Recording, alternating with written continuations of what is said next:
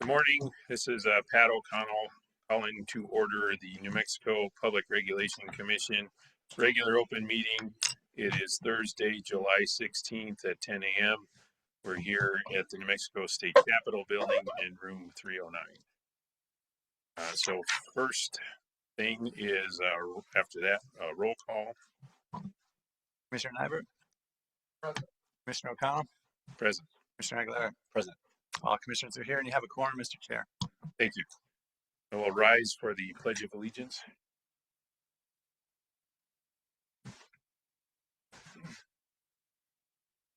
I pledge allegiance to the flag of the United States of America, to the republic for which it stands, one nation, under God, indivisible, with liberty and justice for all. Salute the flag of the state of New Mexico, be a symbol of perfect friendship.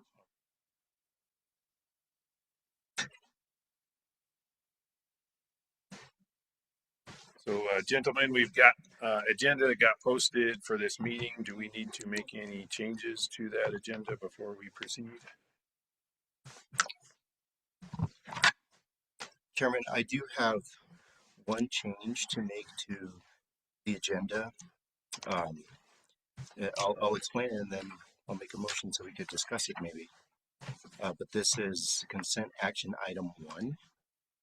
To have more time to ask further questions on this issue. So I would move to approve the agenda with the removal of consent action item 1, docket number 2584 UT.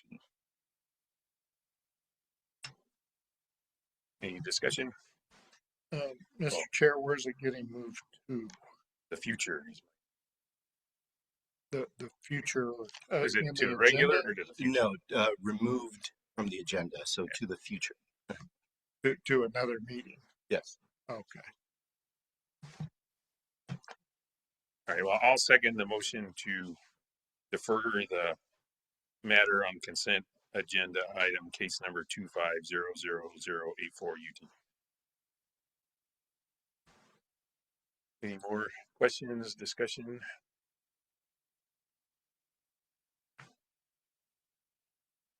I guess, Mr. Chair, is it because we didn't have time to look at it, or is...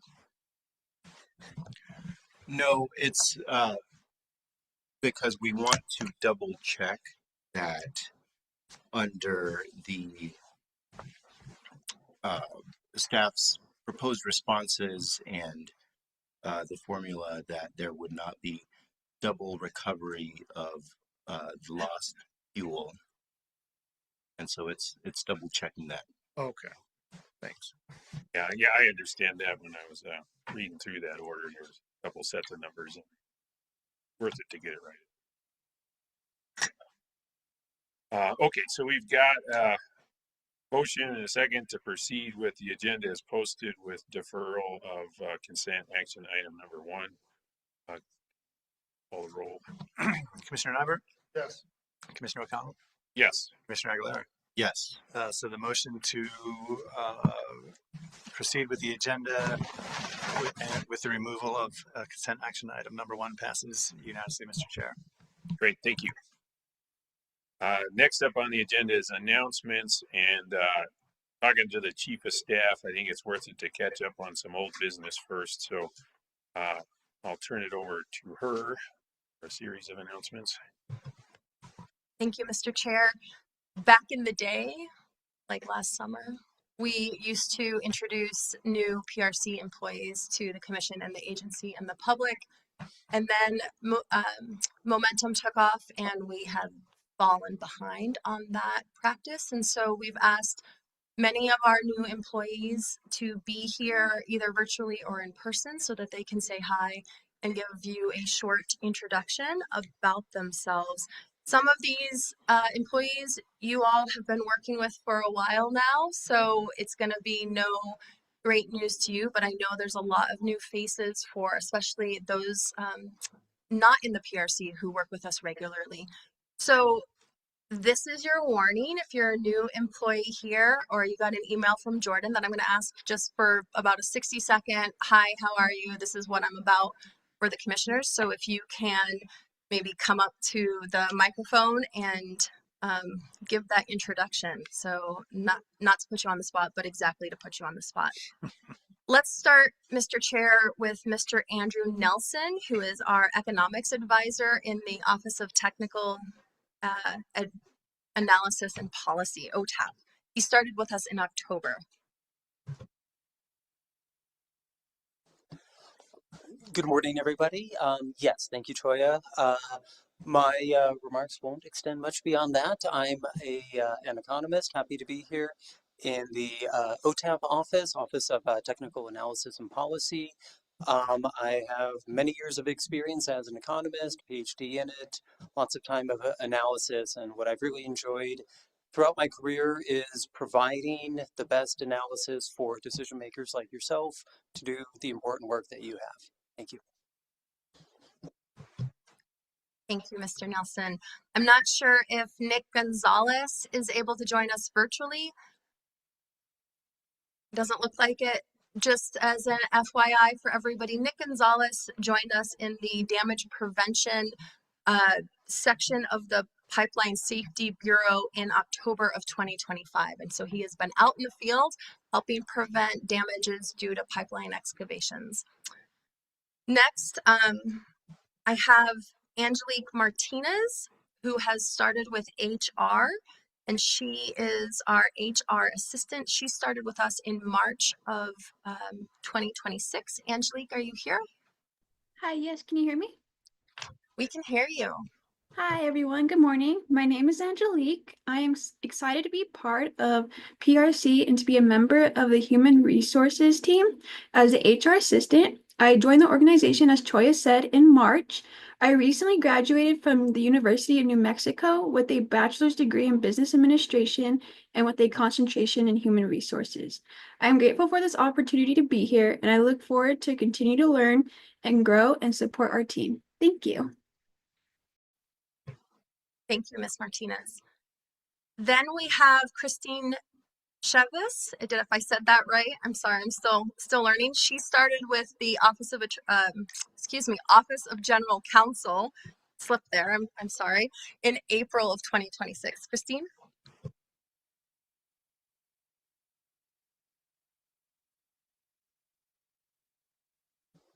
Good morning, everyone, and good morning, commissioners.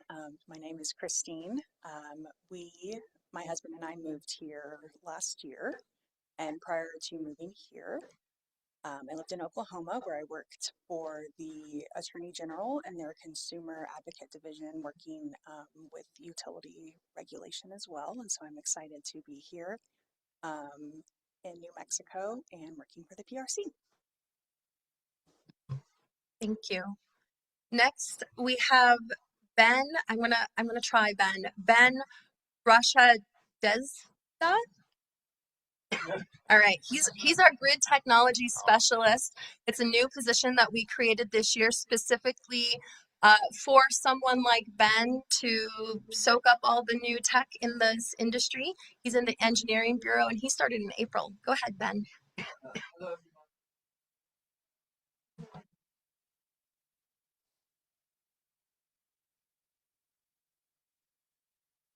Okay. Hello, everyone, and hello, commissioners.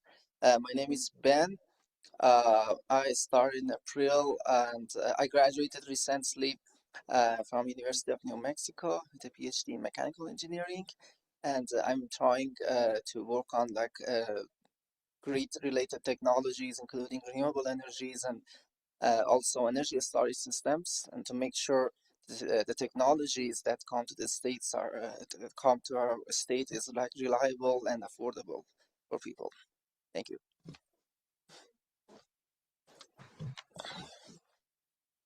Next, we have Rijan Karki, who's an engineering advisor in the Office of Technical Analysis and Policy as well. Rijan. Good morning, everyone. Good morning, commissioners. I'm Rijan Karki. I'm originally from Nepal, where for most of you, it's the country where the Mount Everest is. And prior to joining PRC, I was doing my postdoctoral work at Los Alamos National Lab, where I was researching on new energy technologies like solar cell or battery materials, and also energy optimization techniques. I'm excited to be here. Thank you. Thank you, Rijan. We're excited for you to be here as well. Also on our list, we have Dawn Quezada. She's a senior program coordinator, training coordinator in the Office of the Chief of Staff. She started with us in May of 2026. Dawn?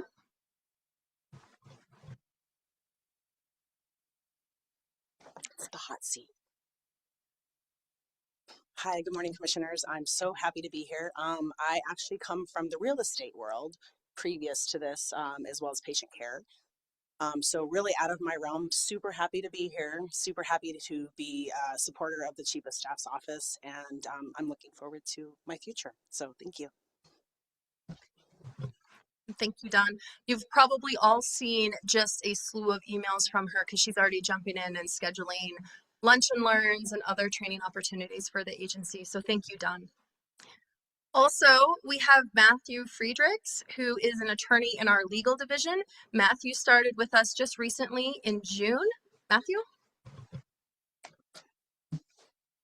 Hi, Commissioners. Pleasure to be a part of the PRC. As Toya mentioned, I joined the legal division just at the end of June. I got my law degree from Wayne State University, which is in Detroit, Michigan. Before that, I studied civil engineering at the University of Michigan. My dad worked for the Department of Energy for 40 years, and so this feels like a little bit of a coming home after that. So, pleasure to be here. Thank you, Matthew. And last but not least for our new employees, I think, is Sriman Irinki. Is he online? Sriman? Hi. Can you hear me? We can hear you. Yeah. Good morning, everyone. Thank you for the opportunity, first of all. I'm Sriman. So I'm really excited to join as a modeling analyst. So I have completed my master's in computer science from University of Texas at Arlington. So in my career, I worked in analytics, data modeling, forecasting, and even optimization. So I'm particularly interested in order to understand how modeling can support the grid reliability, resource planning, and I'm looking forward to working with everyone and learning from the experiences and contributing in whatever manner I can. Thank you. Thank you once again. Thank you, Sriman. And I'm sorry, I was remiss. Sriman has joined us in our engineering bureau as the modeling analyst as part of our effort to get utility forecast modeling in-house at the PRC. We also are joined today by some interns and externs and clerks. I'm not sure all of the different titles we give them, but I think some of them are here today. I didn't even know you're going to be put on the spot, did you? So I see Reed Bingham. You want to introduce yourself?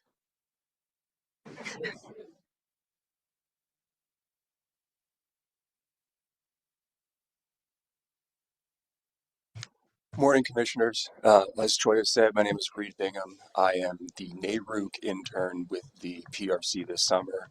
I am heading into my 3L year at University of Oregon School of Law, and I've very much enjoyed my time in New Mexico so far this summer and look forward to continuing to help bring affordable rates to New Mexicans moving forward. Thank you. Thank you, Reed. And next I have Braden Gallimore.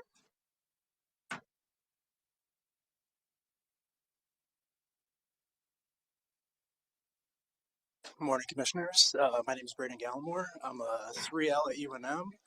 I'm on the Natural Resources Journal. I'm getting the NREL certificate, so state government's where I want to be in the future, and really enjoying my summer with Choya and Aaron and all the wonderful attorneys. So thank you for having me.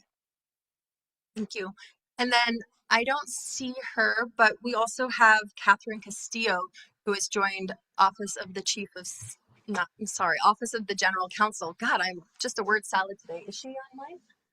Okay, well, we welcome her as well. And then, Commissioner, I think I see your intern in the audience. Do you want to introduce her as well? Sure, yeah. So another term that we use for them is fellows. Oh, another fellow. So you've met Kathleen Tepe before because she's presented a couple of times already before the commission. So she is one of 3 DOE fellows visiting, and they each have a particular focus that they're working on. Kathleen is focused on wildfire mitigation. And then we also have Anna Calbus, who is also here, and Claire Everett. And so they're each posted in different parts of the agency as well. And then we have Judy Zhu, who is a Stanford fellow visiting for the summer. So the DOE fellows are here for two full years, which is very beneficial both for them and for the agency. And then Julie is here for, I think, a period of 10 weeks over the summer. Welcome, fellows and interns and all new staff members. This is a call. If I missed you, if you have not yet had an opportunity to sit in the hot seat and introduce yourself, please reach out to my office and we will make sure that at a future meeting you get a chance to chat with the commissioners. Mr. Chair, that is all I have for announcements today. Great, thank you. And personally, that's just a wonderful way to start the meeting. I mean, it's a moment of reflection of, we've been working to build the agency to what New Mexico deserves and what New Mexico needs. And what you just saw was we're at a spot where, we've got some grizzled, seasoned folks some of whom you'll hear from today. And then we've also recently been able to be very successful in hiring spots. I mean, I'll just highlight these technical positions have always been a challenge, but we had a recent very successful hiring event that brought us Ben, Rejon, and Sriman. Very much, they're already contributing quite a bit to the conversation and the work that you see here. So feels like we turned a corner there.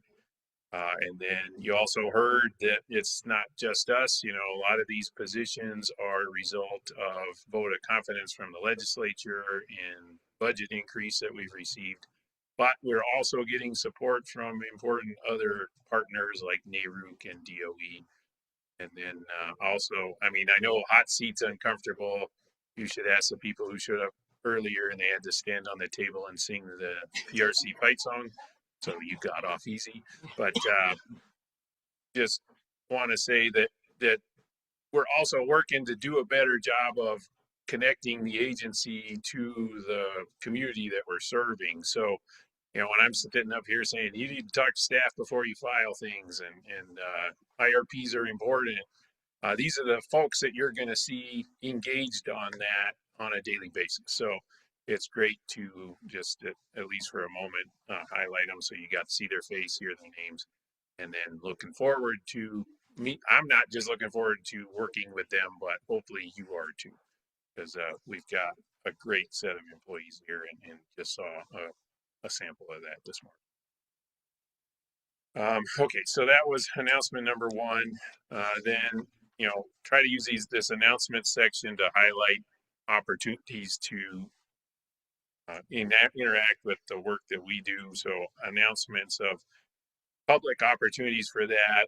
Right now, the SPS rate case hearing is ongoing, so that's available on the YouTube channel. If you go to our webpage, you can find that. Next week, a week from today, Thursday, on the 23rd, we'll start a hearing on PNM's energy efficiency plan. Again, you can find that's case number 2674. And then on Monday, we'll start a hearing on EPE's renewable plan, case number 2693. Both of those, if you want to see what's going on, again, go to our webpage. You'll get links to the YouTube channel. We're going to have an in-person interaction on Tuesday, July 28th. We've got a public comment session scheduled for the UNM Student Union Ballroom. That'll be from 1 o'clock to 7 o'clock Tuesday evening. Scheduled that because of just the volume of public comments we've been receiving on the P&M merger case, but looking forward to seeing who we'll see there. And then Thursday, 2 weeks from now, there's going to be a status conference on Melody Ranch. My understanding is that's another thing that you can watch on YouTube. That one starts at 9 a.m. And then the next open meeting for the commission is 2 weeks from now, Thursday, July 30th. And we'll be back here at the state capitol, but we'll be in the larger room next door, room 309. So that's what I see on our calendar for the next 2 weeks. Room 307. We're in 309. Okay. So we'll be in room 307 in 2 weeks. Commissioner, did you have any other announcements? They can wait. All right. Moving on, we're going to do public comment. My understanding is we don't have anybody registered today to provide public comment, whether they're public officials or not. And also not seeing a lot of faces in the room that look like you're here for public comment, except for one. So give you an opportunity, sir, if you'd like to make your comment now. Yeah. Is it? Yes. So if you could come to the room and make sure the light on the mic is green so the interweb can hear you. It is green. Great. I can hear you. My name is Jim Heath. I'm a long-term resident of New Mexico. I'm here today specifically to provide a strong protest against the merger between BlackRock and P&M. And I was here at an earlier meeting, and I will continue to attend and sit here and protest, but rather than take your time, I prepared a memorandum brief which kind of summarize my feelings about this. They're very strong, and I thought I would just bring that memorandum, present it, and you all can read it at your leisure. And that will be it for me today. Thank you. Great. Thank you, Mr. Heath, for your comment. And then we've received the document. My understanding is we'll find a way to electronify it and get it uploaded to E360 so it's in the docket so everybody can see it. Was there anybody else here for public comment? Well, seeing none, we'll move on to the next agenda item, which is approval of prior meeting minutes. We have ready for approval minutes for June 18th, 2026, regular open meeting. I went into board effect and made some edits on some acronyms there.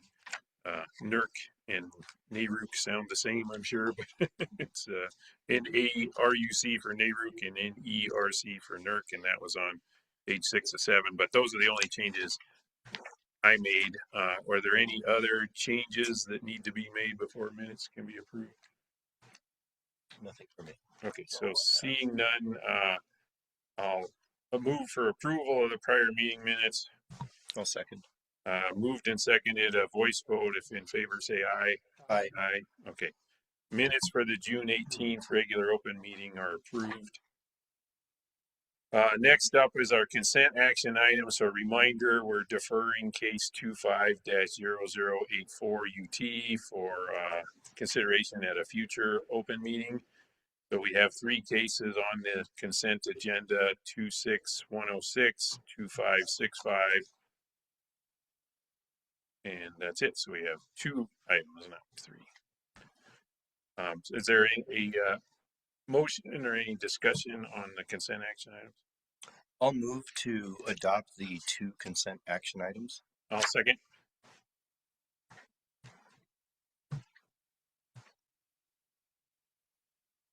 And just waiting to make sure you got a chance if you wanted anything to say on the consent items. I just say, oh, yes. Okay, so roll call, please. Commissioner Nyberg? Yes. Commissioner O'Connell? Yes. Commissioner Aguilera? Yes. The motion to approve the 2 items that are on consent The consent agenda passes. Great, thank you. So that moves us to the regular action item section. We have two cases there. First is case 26, number 2. And we'll begin with presentation from Alyssa Herrera Waldrop from the Office of General Counsel. Good morning, Commissioners. This matter arises out of the formal complaint that was filed by Tiani Perkins against P&M. Complainant attempted to provide medical and financial forms to P&M that would temporarily prohibit disconnection, which P&M denied because the account holder of the P&M account is complainant's business, Virtuosity LLC, rather than complainant herself, and the relevant forms require personal information related to the account holder. The Commission issued a final order in this matter, which found that P&M did not violate any Commission rule, as complainant did not appear to meet the rule-based definition of residential customer, because the company is the account holder, and dismissed the complaint for lack of probable cause. As a result of the issuance of the final order from the Commission, the complainant filed a motion for rehearing. So before you today are two orders addressing that motion for rehearing. One order denies the complainant's motion, and the other grants a variance to P&M, which would allow complainant to replace the account holder's information with her own on the relevant forms and turn those into P&M. With that, I will stand for questions. Okay, thank you. Commissioners, any questions? Yep. I'll entertain a motion for one of the motions or one of the drafts. I guess.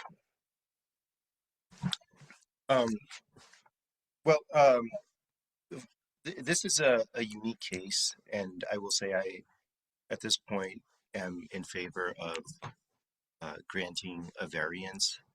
I think there are some special circumstances in this case, including the fact that P&M has been treating the customer as a residential customer. For me, that given the other unique circumstances in this case, that weighs in favor of granting a variance. I think the Commission would be correct also to deny the motion. I think the variance could be something that was requested here by the complainant. But given that this is a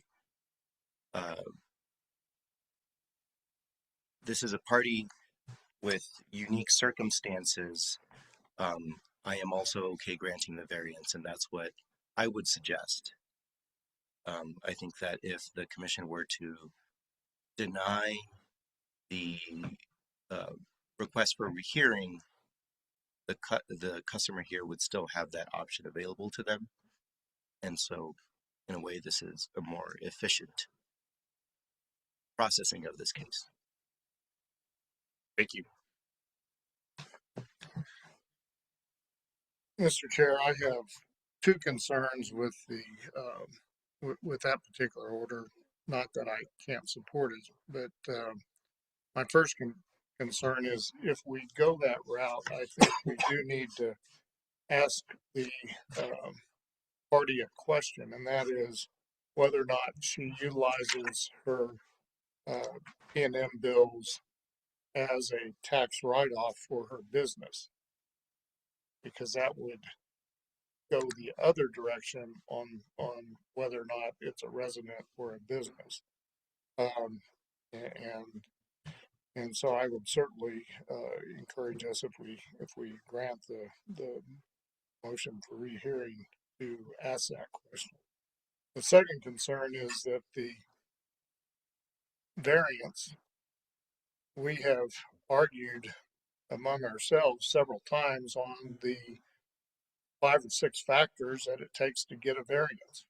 And I don't see those factors being met in this case. So I think we have a problem there, but frankly, I could go either way on this one. Probably the cleanest is to just deny it. But I think if we do approve the variance order, that we at least ask that one question of the respondent before we formally act on the underlying issue.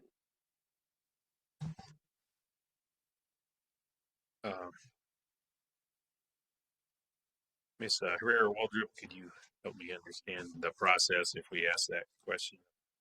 Use of electric bills to offset taxes. I can. I will say that because there's been a final order that's been issued and we're at the motion for rehearing stage, there is a statutory deadline to resolve the motion for rehearing, which my understanding would close the docket, and that deadline does fall on July 18th. So I'm not sure we would have time to issue that question and get a response in time to resolve the motion for rehearing. Mr. Chair, if we grant the rehearing, that means it's teed back up. So the way that the order is written as of now is it grants the motion for rehearing in part, only granting the variance and replacing that language in the final order. So I don't believe it would continue the case. The case would also close after that is filed. But what I'm suggesting is that if we grant the rehearing, that we at least ask that question, even if we decide to grant a variance, but that we not close the case and that we get an answer to that before we dispose of the underlying issue. So I think we can keep the matter open through a rehearing process and deal with that issue without any complication. So if we go that way and ask the question and get a response, I think there would have to be something issued later on, because it sounds like we want to ask this question to the complainant, get a response from her, and then there would be further discussion or decision making that way. Is that correct? And whether to grant the variance. Okay. I mean, we're granting the rehearing, opening it up, ask a question, and then decide to resolve the underlying issue based on the response we get.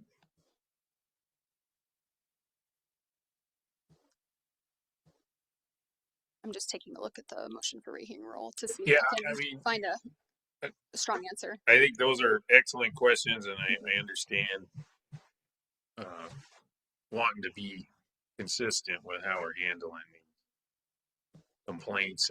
For me, there's also the provision about pro se complainers. Mm-hmm. Supposed to be a little more lenient.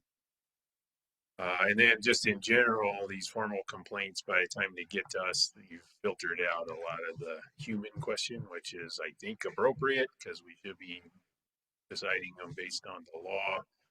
But I just don't know what's really going on here. So in this moment, for this one complaint, I favor just granting the variance that we have teed up today, because we all understand it. We've all had a chance to read it, and then take what you've said, Commissioner Nyberg, as something that we need to take consideration of on future complaints. So anyway, just in the interest of moving this complaint on, and then again doing better on our next ones, because all of this stuff, frankly, when I get a formal complaint, my standard is, where would I rather be wrong? Because I really don't know what's going on with the person. Well, as a complaint, we could really get ourselves in a lot of trouble with requesting some benefits through the P&M program, and yet have it as a business offset on our tax return. Just the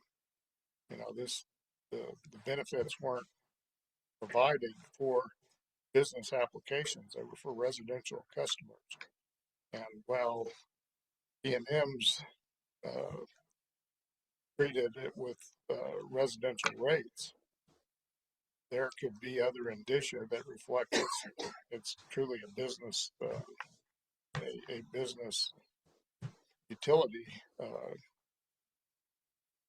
bill that's being used for business purposes, and that would be one indicia of that use. And like I said, the complainant could get herself in a lot of trouble by trying to take advantage of tax write-offs on the one hand and take advantage of the P&M program on the other.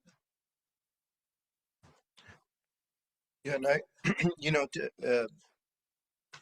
to that, I would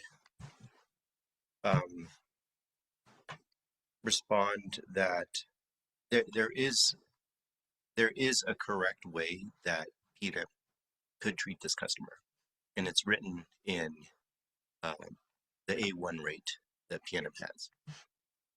And so I would encourage PNM to look at that. As to the tax write-offs, I hear you, Commissioner. Sorry, my might be getting a little bit sick. I know, but I also think it's a little bit beyond the scope of this proceeding, whether a customer is going to the IRS or wherever to ask for tax write-offs. I think it's a little bit beyond the scope. I think what is within our scope is whether the customer can be treated as a residential customer. I'll also add that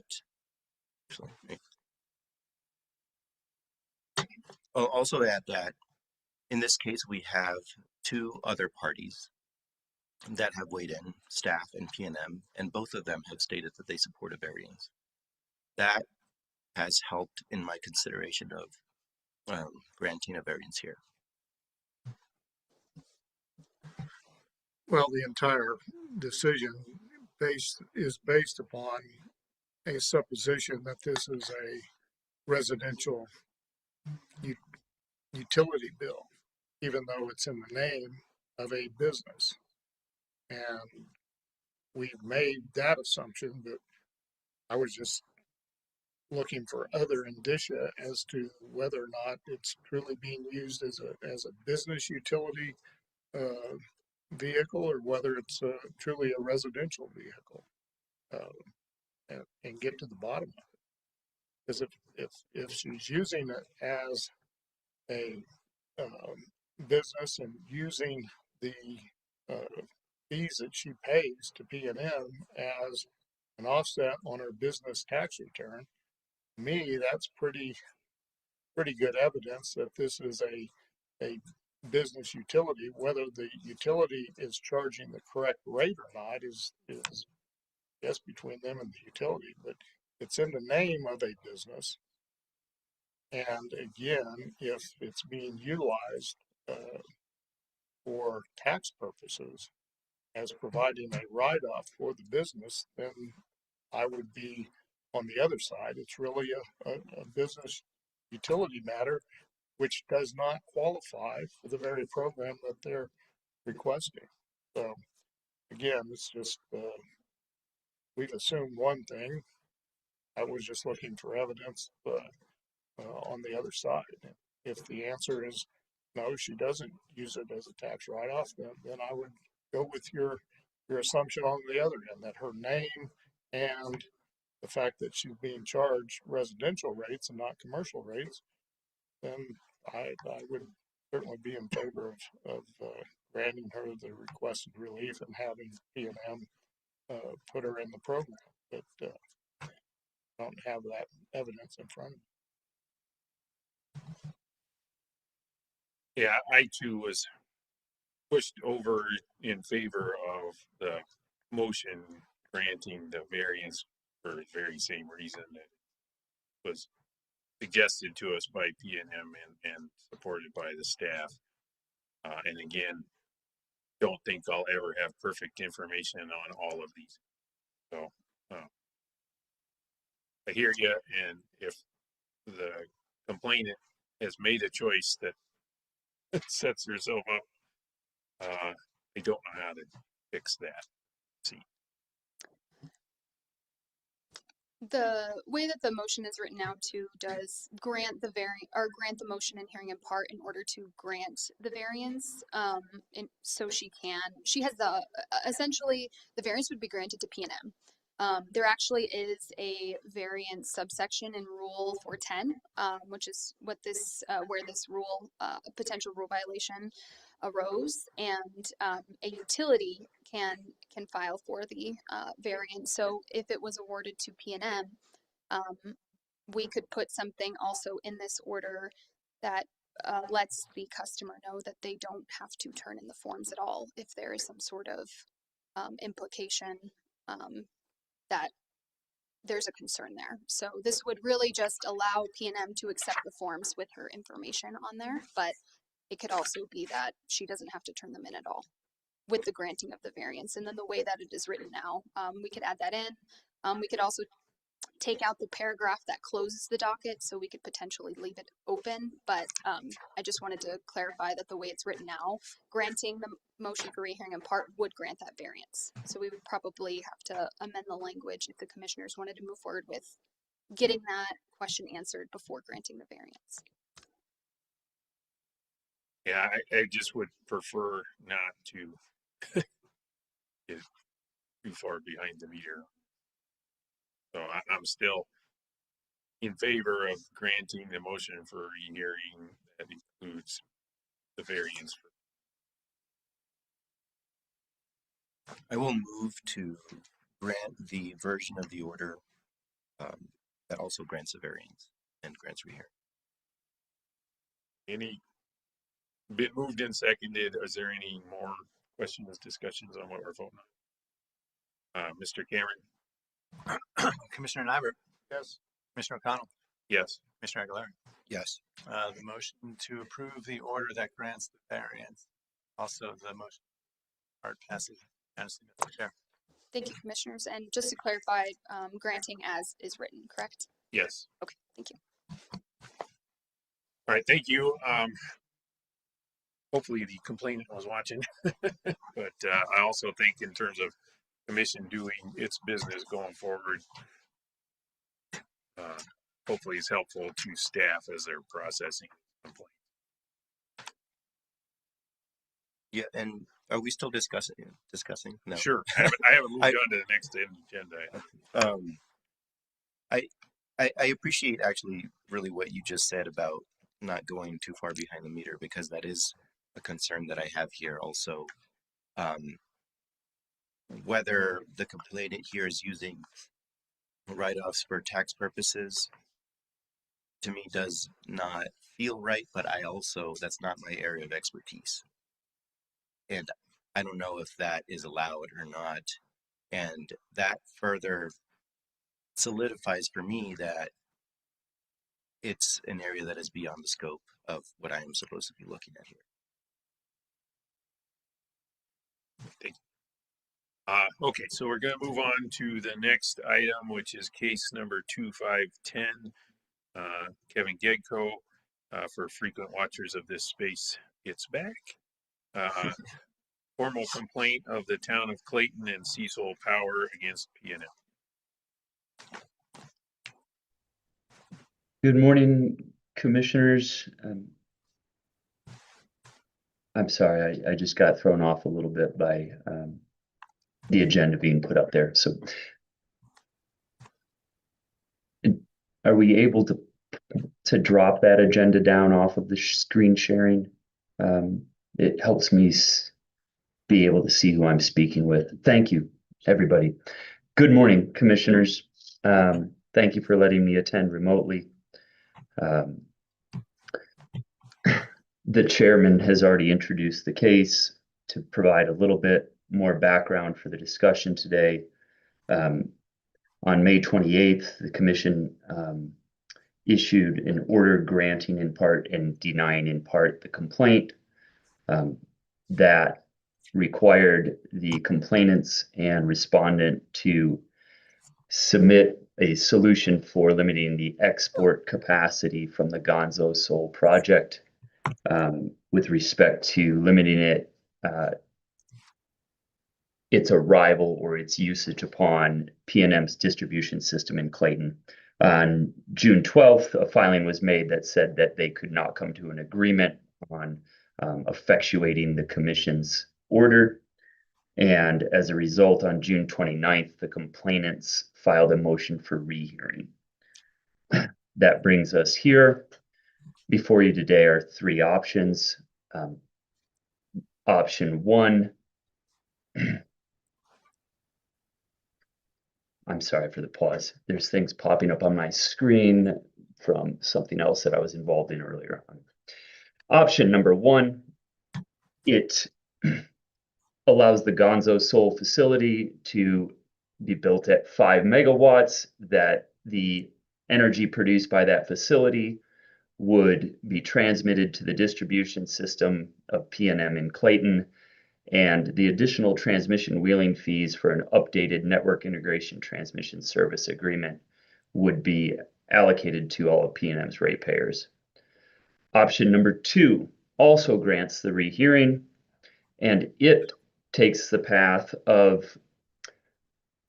adopting a path of an analysis and study of the appropriate transmission services agreement to accommodate a 5 megawatt Gonzo Sol facility, and requires a filing in a relatively short period of time that provides a detailed analysis as to whether it is appropriate to continue with network integration transmission service, also known as NITS, or whether a firm point-to-point agreement would be more appropriate. The third option also grants the motion for rehearing, and it limits the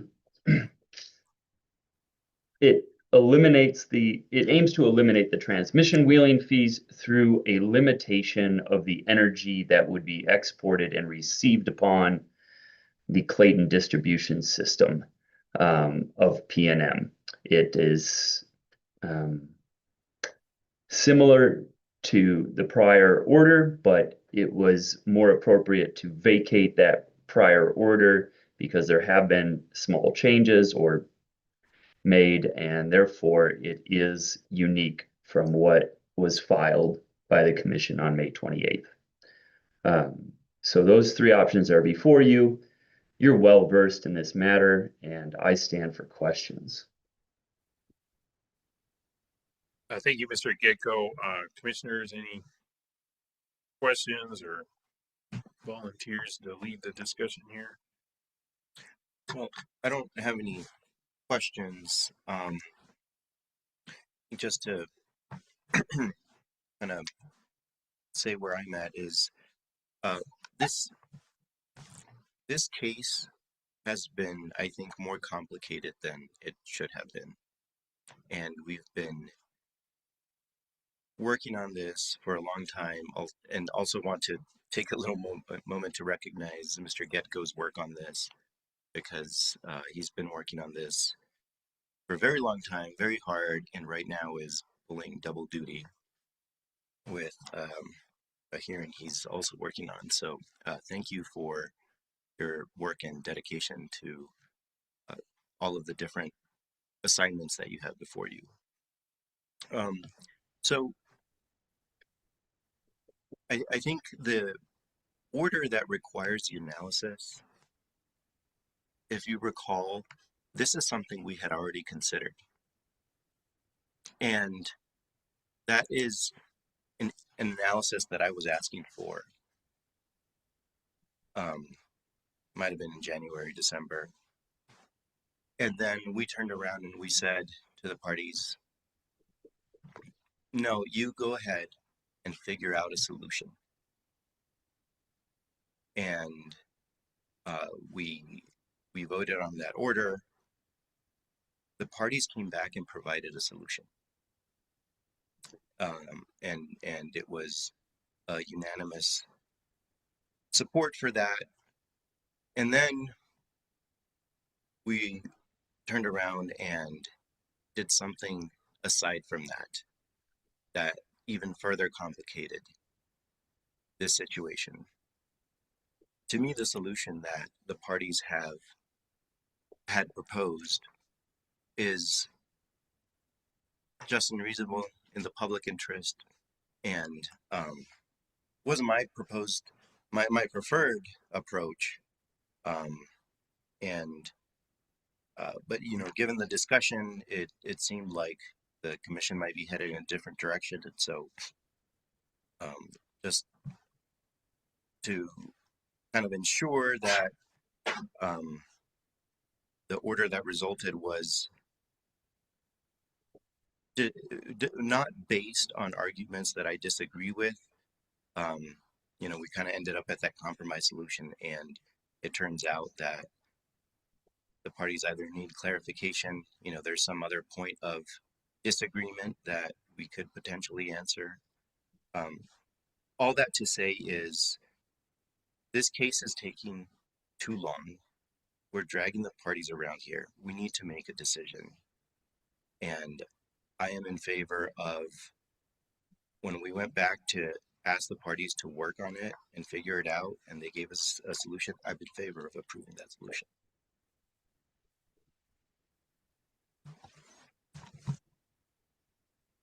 Mr. Chair, I'm not in favor of approving their solution because their solution was arrived at in what I'd term a tilted playing field, and essentially what happened in the first round is we asked them to go try to find a solution. The solution they found is not surprising. They said basically PNM said, we'll accept all the power. We'll send it back to where our load center is if you allow us to pass that cost on to the ratepayers. PNM's not out anything. So, I understand how they arrived at their solution, but it put it on the backs of the majority, on all the ratepayers of the PNM system. And I have, from the beginning on this matter, felt that that's not only unfair, but I would argue that it's illegal. It's an illegal subsidy of the subscriber organization and the subscribers. And so, from the outset, I think the commission should have maybe not telegraphed some of its thoughts on the solution, but kept it what I consider a level playing field, and have the ratepayers in mind. Then we had the second round, and what was done, I've already objected to in this meeting, but we were going to take the solution that was in one order and try to fix the analysis from another order and marry the two. And frankly, I don't think that happened. And what it did is it placed in the hands of the town of Clayton and Seesaw the ability to derive a solution. Again, no surprise to me that a solution was not really found.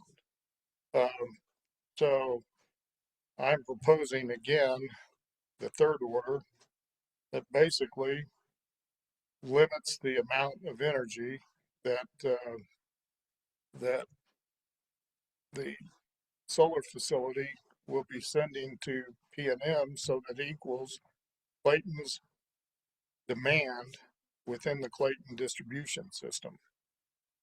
That, in my mind, absolves a lot of problems. Now, we've had some internal memos from our staff that indicate, well, that could be appealed and maybe it shouldn't be, maybe this isn't the hill to die on. I would say this is the exact hill to die on, because we're trying to protect the ratepayers. We're trying to protect the ratepayers from having to incur a fee that is unnecessary and unneeded.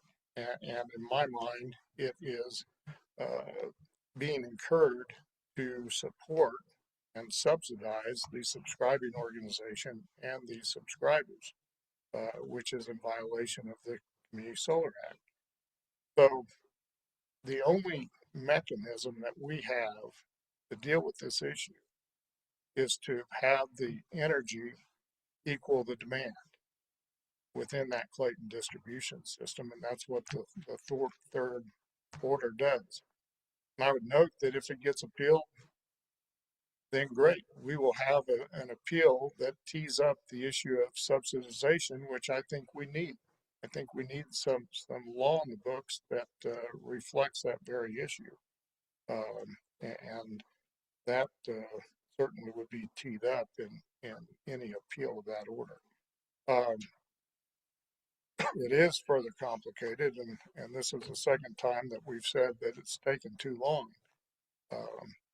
You know, I wish we'd taken 3 days longer and tried to work on the prior order, but that did not occur.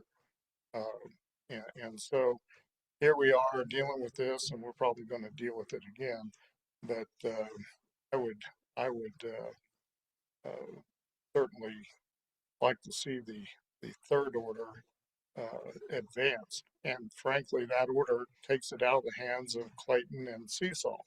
It puts it in the hands of NM to install at the interconnect the appropriate equipment to do the very thing we're trying to accomplish, and that is equal the demand of the Clayton distribution system to the energy output of the Gonzo solar facility. So that, in a nutshell, makes the most sense to me.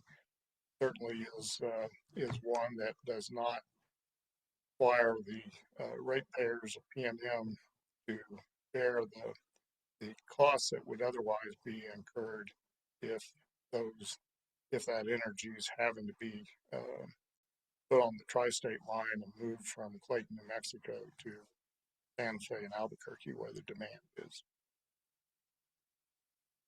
I'd be happy to make a motion to adopt alternative 3 if you want to entertain that at any time. Well, you know, I think a fundamental difference in how we're viewing this case is this idea that purchasing transmission is somehow a subsidy from ratepayers to the community solar facility. And I object to that because anytime you have generation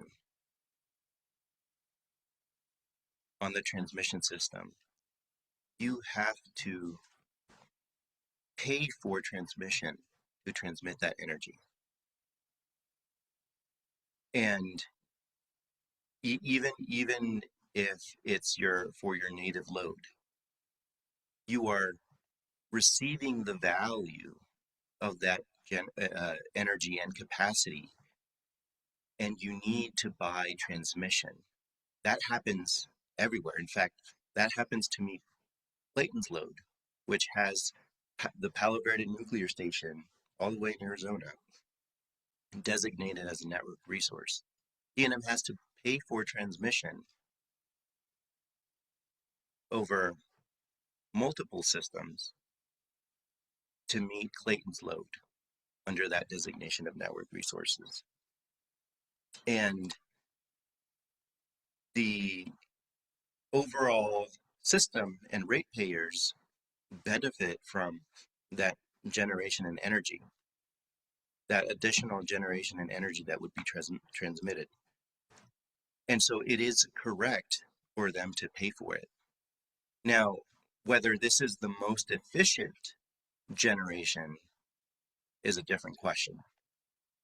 And I'm not arguing that it is.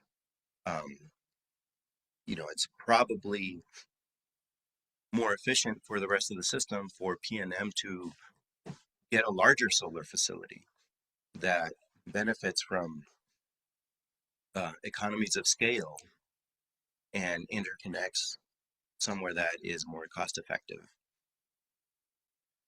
So I'm not arguing that this is the ideal generation, but I also understand that the legislature has put this community solar rule into place because they understand, because they value the benefits that might not be quantifiable of allowing communities to subscribe to community solar projects.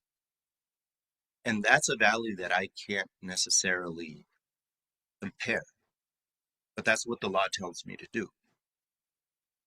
And so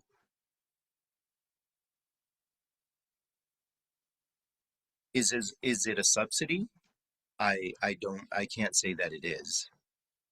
I do think it's correct for the rest of the customers on PNM system to pay for transmission if they're going to benefit from generation from the Cecil community solar project. And I think that's really the fundamental disagreement here.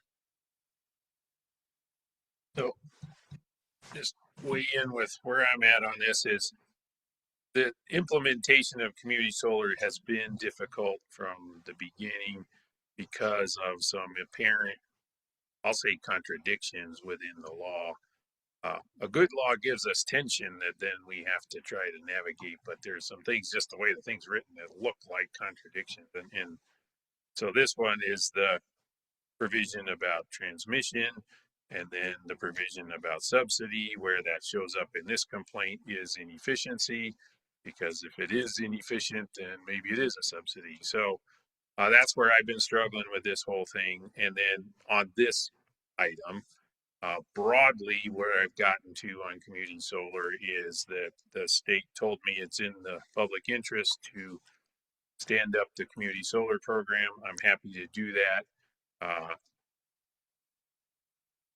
Where I got to on a lot of the decisions that we've had to make, and none of them have been easy, is that the program has a capacity cap.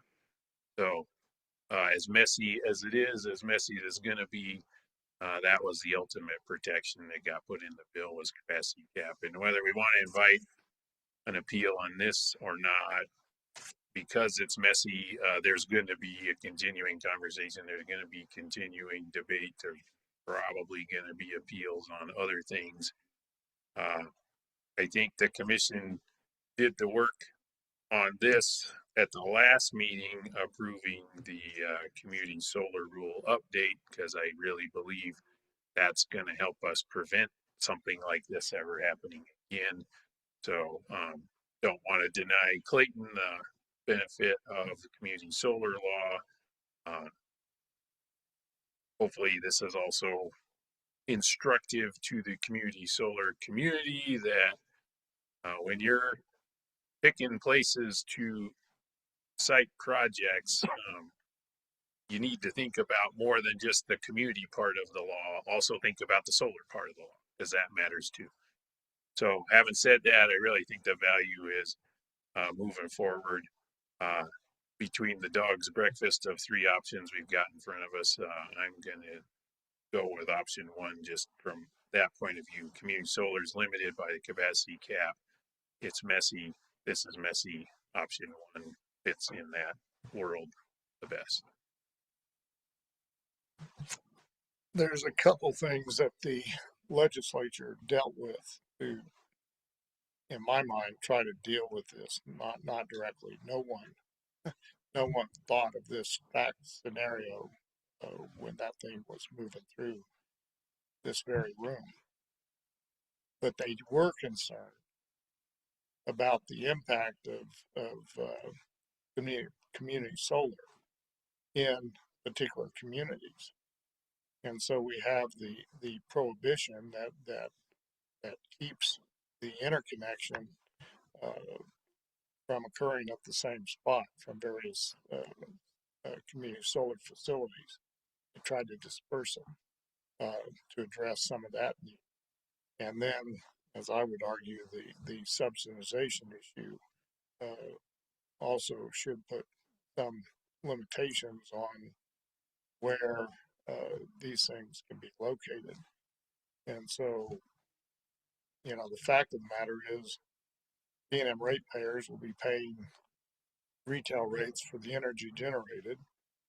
The P&M ratepayers will be paying to transmit that small amount of energy from Clayton, New Mexico to the Santa Fe area, with probably a percentage of line loss that is fairly significant in light of the amount of energy going over that line. And me, the only one benefiting from this by allowing 5 megawatts to be produced is the solar subscriber organization, and maybe to a lesser extent the few subscribers themselves. And so I cannot support the first alternative. The second alternative, having a study, is just in my mind further delay. I again continue to argue that we ought to just impose a limitation, move forward on this, and somebody appeals. I'd be more concerned about an appeal on the subsidization issue than I would the appeals from the solar subscribing organization that Town of Clayton, because I think there's sufficient legal justification to limit the amount of solar. The act itself contemplates solar no more than 5 megawatts. It could be 3 megawatts, it could be 1 megawatt, but it can't be over 5 megawatts. So the range there is for a purpose as well. So anyway, I may lose the argument. It's obvious that I'll lose the vote, but I cannot support the first alternative order. Yeah, no, thank you. And just from my point of view, there is no winning or losing on this argument. I think the discussion is very valuable. And one of the takeaways I hope that comes out of it is for the community solar community, we're hoping you succeed. We're implementing the law. Facilities like this undercut the arguments about value of solar within community solar. So that to me is one of the bigger takeaways. And then I'll move for adoption of what we've teed up here as option. I will second. I did have an additional comment, but Gerald. Okay. One thing that we did not mention is that P&M has to demonstrate also under this order that urgency in the transmission is the prudent option. So they still need to look at the option of network integration service and their NHTSA, and whether revising that NHTSA would be more cost effective. So it's not exactly that they will be able to recover all of these costs. They will only be able to recover the costs that they demonstrate are prudent. Yeah, that's a good point. You know, just in the pendency of this case, we've had both P&M and CSOL say some interesting things. And one is, no, you're never going to be relieved of prudence as your standard. And then for CSOL, yes, you are regulated by the PRC. So you'll find that in the order also. So any other comments, discussion? We're ready for a vote. Commissioner Nyberg. No. Commissioner O'Connell. Yes. Commissioner Aguilera. Yes. The motion to approve the order, that option 1 order, passes on a vote of 2 yeses, 1 no. Great, thank you. Next item on the agenda, we're moving into our discussion and potential action phase, and we've got a report out on the inquiry that's been ongoing for a little while, since 24, into grid readiness and economic development. I'm going to turn the mic over to Erica Avila Stefans from our Office of General.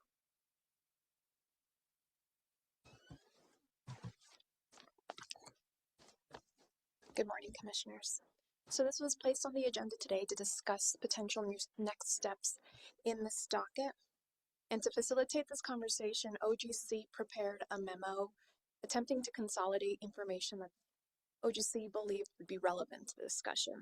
And in that memo, OGC summarized the docket so far, including workshop topics, bench requests, and responses, some relevant literature on this issue, amongst other topics.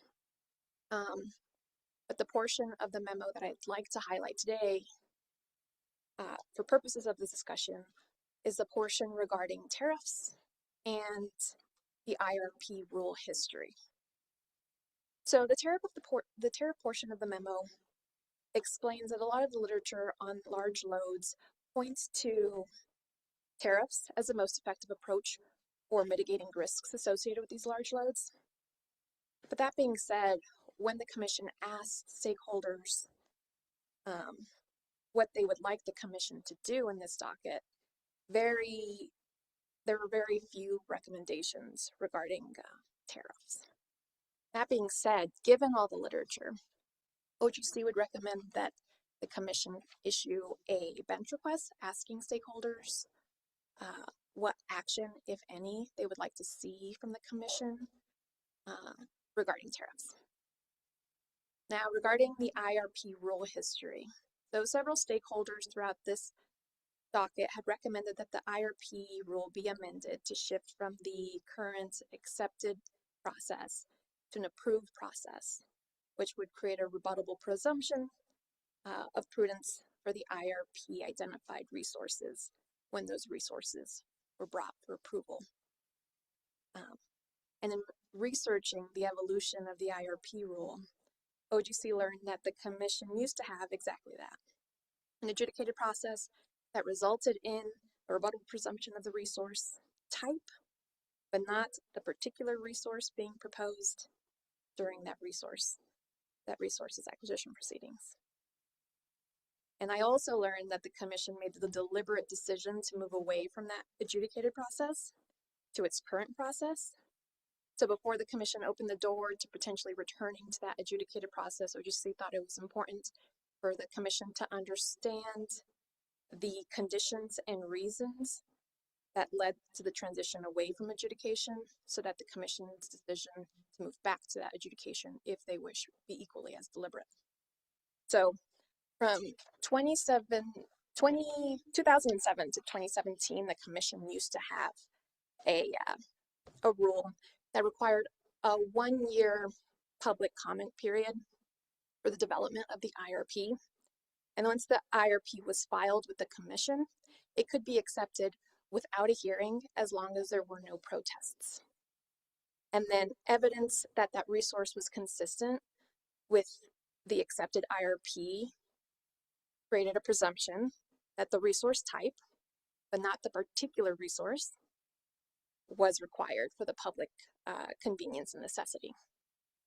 So the conditions of that rule, the ability to protest, resulted in differing levels of opposition throughout the IOUs. SPS consistently had smooth IRPs that would be accepted by the Commission within 2 months of filing. EPE sometimes had unprotested IRPs that would go into effect within 2 months. Sometimes they would receive protests. And often when they did receive protests, those IRPs would be adjudicated for the length of the IRP cycle, so 3 years or approximately 2 years before the new 1-year collaborative process started for the new IRP. And then PNM consistently received protests and consistently would adjudicate these IRPs for the entire term of the IRP cycle. So when in 2022, when the Commission adopted the current rule, it explained that it was attempting to shift to a more collaborative process in hopes that it would shorten the overall process and promote agreement and narrow any unresolved issues to be litigated in the actual resource acquisition proceeding. So,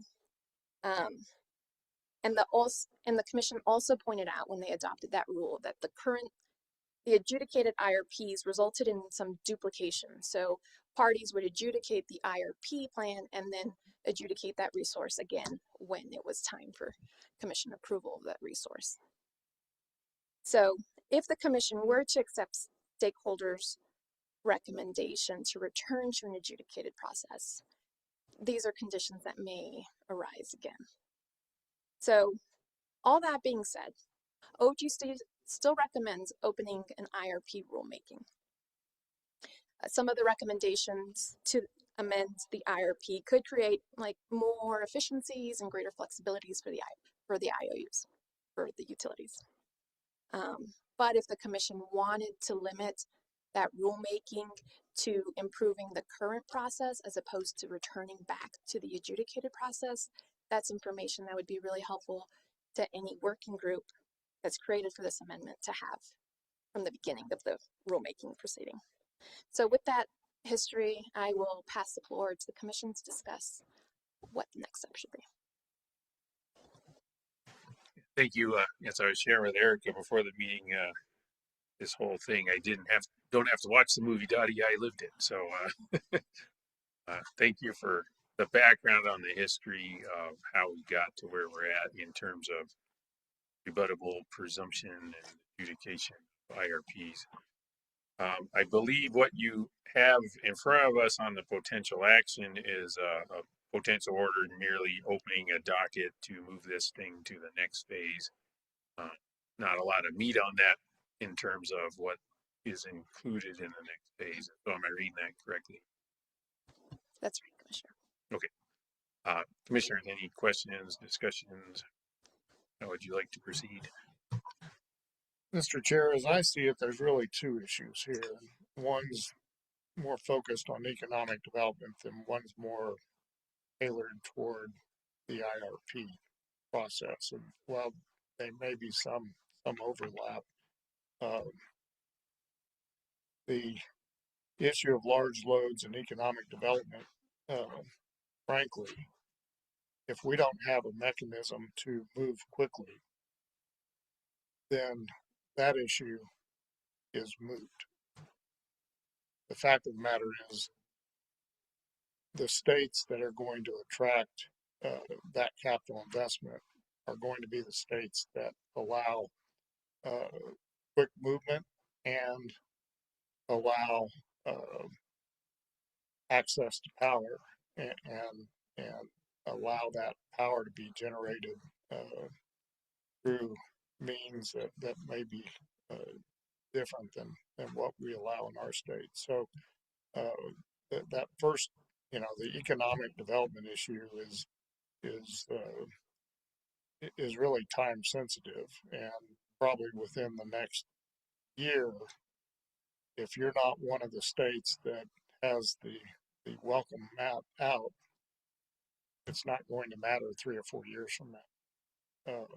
Those decisions will have already been made. The capital will have been deployed, and they'll be moving to those areas that have the welcome mat out. And I don't know where we're at. I've heard the legislature may take up a 3-year moratorium on data centers in New Mexico. That would not be a welcome mat. So dropping that bill would serve a purpose, but it wouldn't be a purpose that would place our state in line to maybe secure some of those facilities. So we have that issue. And then with respect to the IRP process, I'm in favor of opening up that docket and seeing if there's some ways that we can streamline the process, maybe have some mechanisms that give some comfort or presumptions as we move forward with resource mix and what have you. And I think opening up that docket will allow us an opportunity to really delve into that issue. So I'd be in favor of that. And you know, this frankly, the first option, the economic, or not the first option, the economic development issue is an issue that really is a state issue, and I think we just need to be cognizant that the governor, the legislature are going to have primacy over a lot of that issue, and being prepared for having a large load rate may make sense, but it also may just be an exercise of no real import for us on a practical matter. So going through the exercise is good, and I think we do need to show the public that we are concerned, and you know, I think that all of the major players who have who are investing that capital have taken a pretty firm stance that it is their desire and intent that the ratepayers not have to subsidize their facilities, and that they pay for upgrades not only at the facility but anything that is a result of their requiring the large load, that they pay for those. And in fact, at the meetings I just attended, that issue was squarely hit, and the at least Google confirmed that that's their desire, that they pay for upfront all costs associated with acquiring energy to run their data centers. And so the large load tariff, great, have a large load tariff, but we just need to ensure that if we do have a large load connected to the grid here, that they abide by their promise, their commitment to the president, that they will pay for all the upgrade cost, all the interconnection cost, all the other associated costs that are associated with their large load demand. And so if we have one of those in front of us, you know, I would fully be supportive of us looking carefully to make sure that all those costs get passed through to the parties that are creating those costs, which will be large load centers. To date, we don't have any. The one data center being built in New Mexico right now is going to be an island unto itself. We have no jurisdiction over it, and unless things change legislatively, it's doubtful that we will ever see that facility tie into the grid, even though it would provide some benefits to southern New Mexico if that were to occur in the future. But that's probably going to take some legislative action, not anything we can do. So those would be my thoughts on the presentation. I would look forward to going through the process of considering. I'm really excited by what you just said, Commissioner Nybert, about the large loads paying their way, and I do think that is what facilitates all of this. Speed is an issue, and so I have a few thoughts to that regard, and I'm also in favor of reviewing the IRP. I think that it is a good time, given that the utilities have had an opportunity to experience at least one of those processes or most of it, and the stakeholders have as well.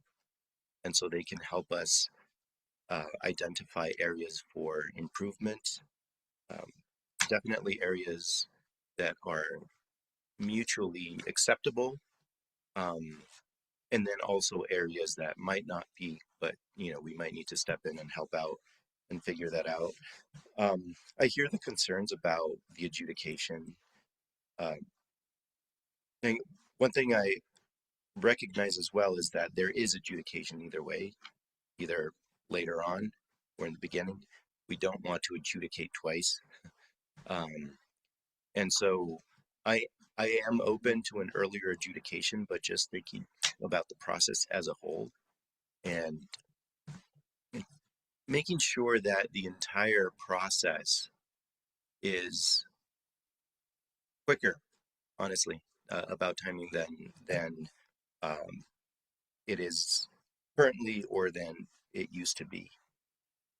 And then with respect to the 440, one suggestion I wanted to make was, or not necessarily a suggestion, but idea for consideration is whether the IRP and the 440 should be two separate rulemakings. I think in the Venn diagram of like IRP 440 CCN, the 440s and CCN probably have a larger area of overlap.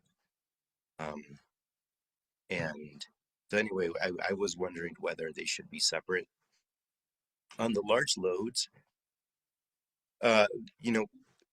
we all know we have a utility already that has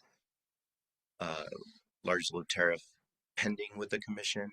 The other two investor-owned utilities, electric investor-owned utilities, have explained that they're also working on theirs. So it's a little bit complicated, but I am in favor of not necessarily the bench request, but of combining options 1 and 2. So with respect to the large load tariffs, starting a working group, because I think that the state as a whole will be better off if the utilities, the stakeholders, and the potential large load customers are speaking about the minimum terms that need to belong in a tariff collectively, as opposed to doing it separately. I think that we have more leverage that way. If speed is an issue, then it will be easier for a large load customer if we have semi-standardized tariffs. And the idea that I have is that we have a tariff with boilerplate language, minimum requirements. Deviations are allowed if filed with the commission and approved. But I think that's what would make it the quickest, is if you're a large load customer and then you see this agreement that is already set up for you and you get to determine whether you're willing to accept those terms or not. And so that's why I'm in favor of creating a working group, is to facilitate that conversation with all of the relevant parties. And I would hope that then they come to us with almost a fully baked proposal. Might be wishful thinking, but.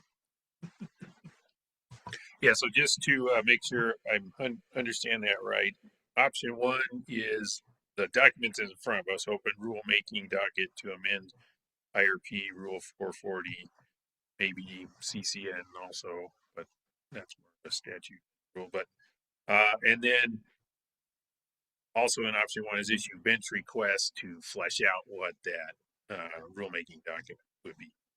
Then option 2 was the working group into large load tariff. So proceed with both of those options. Yeah, I understood option 1 to have 2 pieces. One of them to be about rulemaking, and the other one related to large loads. That would be a bench request. So I would eliminate that bench request, take that first part of option 1, and also do option 1. Okay. Before doing the rulemaking, could you do that inquiry as part of that working group that you would put together? Or are they totally different? I think they're separate. I think I think you could. I mean, no, they're different. They're different because they're not necessarily the same stakeholders. You don't necessarily have, well, maybe you should have the large loads in the IRP, and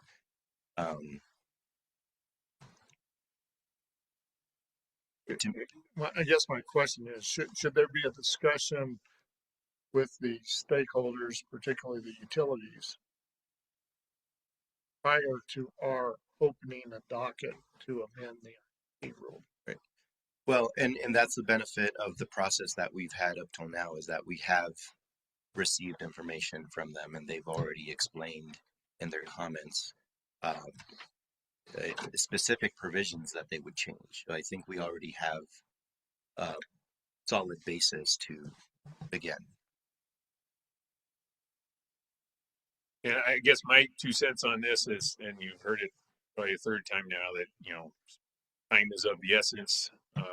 So I kind of favor an all of the above approach. So I like the idea of rulemaking and stakeholder process on the tariffs.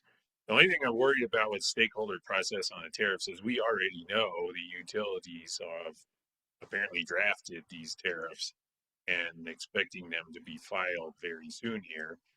I hope and pray that the utilities have talked to somebody other than themselves about those things before they file them. Probably not sure that they have, but I don't want to get in front of that. So just we'll open a stakeholder process, but hopefully that doesn't slow down the utilities sharing their ideas. That's the only thing. Because we can either, do as you described and try to help guide the thing through a stakeholder process with, here's some minimum requirements or things that need to be addressed. It could be we're already too late for that, is the point. So we can either wait for it to happen and encourage them, quit talking about it and start doing it in terms of work it out with your stakeholders and then file a tariff, or do stakeholder process. Again, back to where I started, all the above, I'd say let's start the stakeholder process, but leave it flexible enough that we're not impinging on something that's already going on. Yeah, and I recognize that as well. And, I definitely would appreciate hearing if that's the case from the working group. And that's why I mentioned it. And in fact, one of them's already filed, right? So it's not simple. And my intention here is not to slow the process down. So I don't think that is a hurdle that we can't cross. And we would benefit from hearing from the utilities if that is the case. But I think the other piece of it is that I don't know who they've talked to or who they're talking to, or what stakeholder process they've had. I hope that they're talking to large load customers as well, because they're the ones who are going to have to be on the other side of it. But the other stakeholders in addition to that. So Yeah, I agree. So just collect where it feels like we're at is go ahead and does anybody feel like we need to amend what Ms. Stephans has given us in terms of the rulemaking docket? To me, that was pretty broad and open. So I'm okay with proceeding with that. And then you have enough from this conversation to help us initiate this stakeholder process posting. Yes, I have everything regarding the tariff working group. I just want to make a ask a clarifying question. Commissioner Aguilera recommended having two separate rulemakings, one for the 440 and one for the IRP. I just wanted to ask you all how you'd like to proceed with that. Yeah, and I wanted to see what the other commissioners thought about that. It wasn't necessarily a recommendation, but it seems to make sense to me. Yeah, for me, it's just whatever we pick, let's be efficient, knowing that things are already could be rulemaking can be efficient.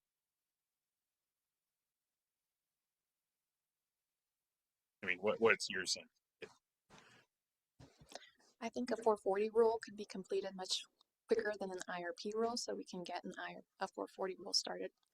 The IRP rule might take a little bit longer just because there's more meat to it. So I like the idea of having two separate rulemakings, two separate dockets. Well, the other thing is that they're not exactly the same stakeholders, kind of going back to the large load thing. Okay, so then we would take the proposed rulemaking that's in front of us and create two, which to me that'd be fairly procedural and simple. So I'd be willing to let's just vote, and then her mouth's creating work for herself, and I'm willing to do that too. SSO for the month. I if you agree, we could just take that and proceed. I think we should have a 3-commission vote to open a rulemaking dockets, and the orders could just be issued by single signature. And then other to-do list is recommendation for the working group, stakeholder process, whatever is most efficient, go from talking to doing. Yeah, and so for that, would the process be maybe an SSO or some kind of letter that we issue inviting participation, having the utilities participate, staff, obviously other stakeholders, reaching out to specific large load customers that we know might have interest in being in New Mexico or already are, and asking them for, I don't know, maybe like a preliminary report within a month.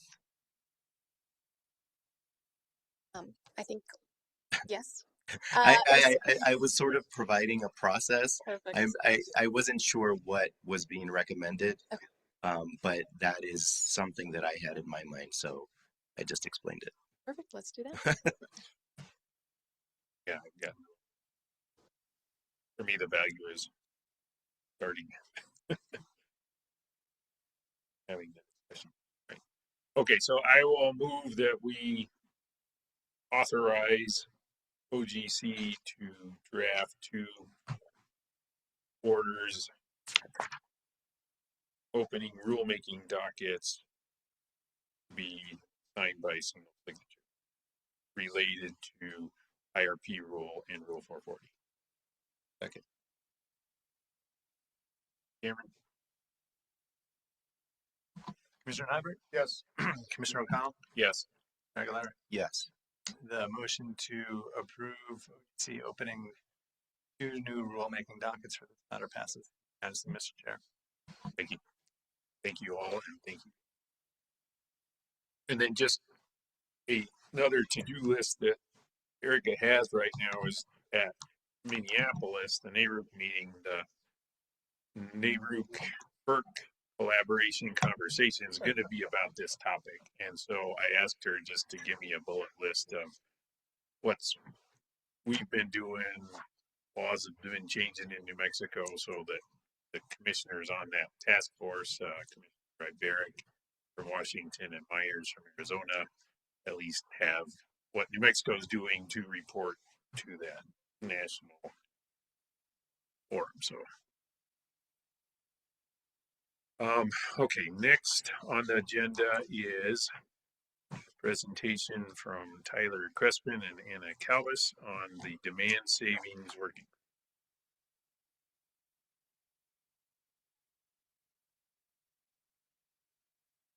Welcome you both, and just know that when you're talking, if the thing's green, the world can hear you.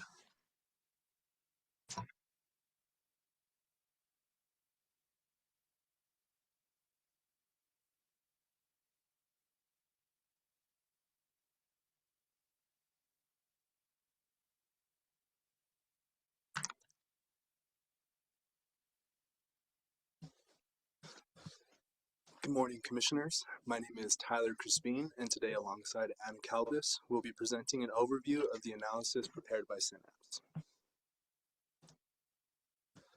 We'll talk through what's happening in New Mexico regarding demand savings activities, how other states are approaching DSAs, key observations, potential options for New Mexico IOUs, and strategic options for the Commission to consider.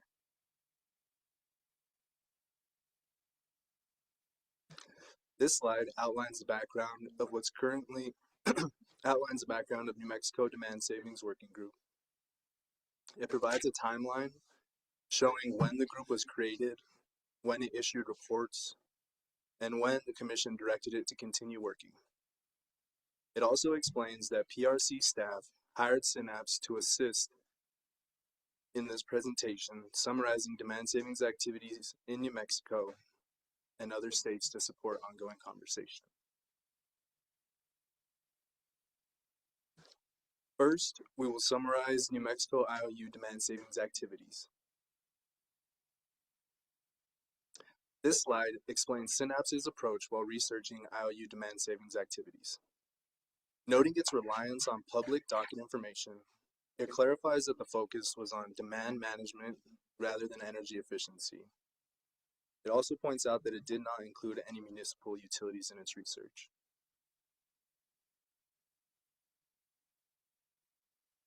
This slide frames the different types of DSA programs offered by IOUs and the regulatory channels that they follow. The types of DSAs include demand response, time-varying rates, and virtual power plant. The offerings vary by utility, customer class, technology, and the stage of their development.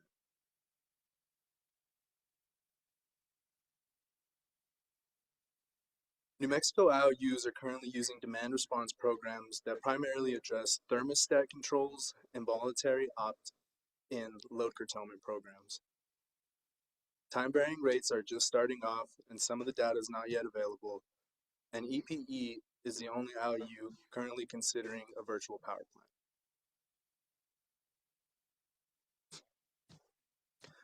This slide provides an overview of PNM's existing demand savings activities. PNM's existing foundation can be used to develop technologies and more targeted demand flexibility. An activity to highlight here is PNM's Peak Saver program. It's a demand response program offered to non-residential, medium, and large load customers with peak load contributions of at least 150 kilowatts. This program contract is 3 years and it requires PRC reapproval. PNM has successfully dispatched this resource since 2008.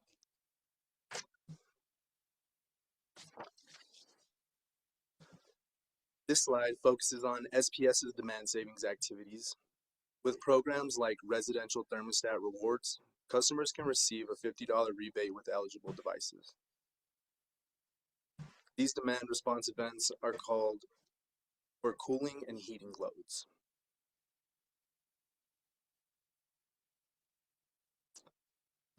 This slide highlights EPE's demand savings activities. It outlines EPE as the only IOU considering VPP. This pilot project rose from EPE's most recent IRP to implement this pilot project for demand response and distributed energy resources. This resource would be located up to 250 customer residences' homes.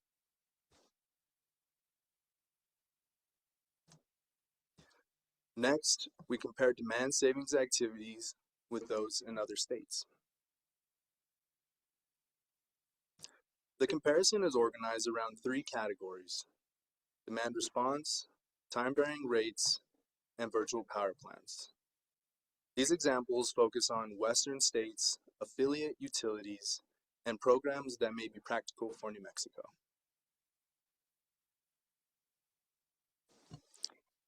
The first demand saving activity we will be covering is demand response.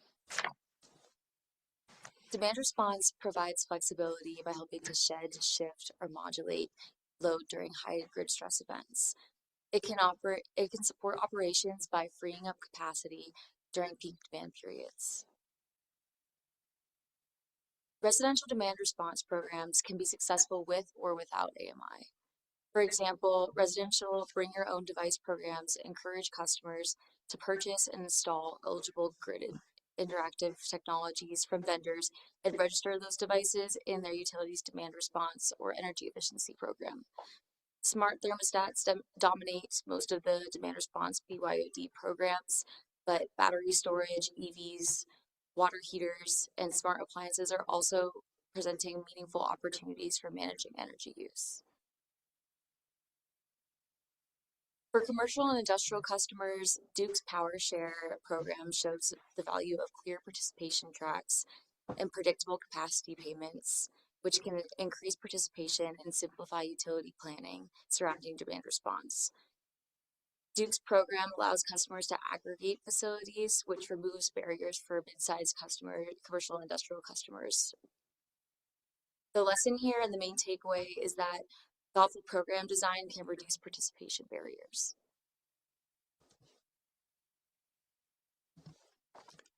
Next, we will discuss time-varying rates. The New Mexico utilities are just beginning time-varying rate pilots, so some of the results as mentioned earlier are not yet available. But the goal at TVR is peak reduction, more cost-reflective pricing, and giving customers a better opportunity to manage their bills. Time of use rates are easier to understand but provide only a rough price signal. Critical peak pricing is more targeted and can produce a stronger response, but it involves higher prices during a limited number of critical events. Peak time rebates tend to be more acceptable because they provide a reward, although the customer baseline can be difficult to administer. This slide here highlights the research by Brattle Group, showing that critical peak pricing is more effective in reducing peak reduction than time of use rates.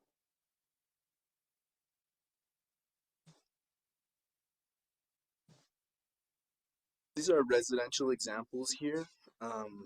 This shows how pilot choice design matters, customer education, bill protection, and opt-in or default structure will affect the overall participation and the outcomes of these programs.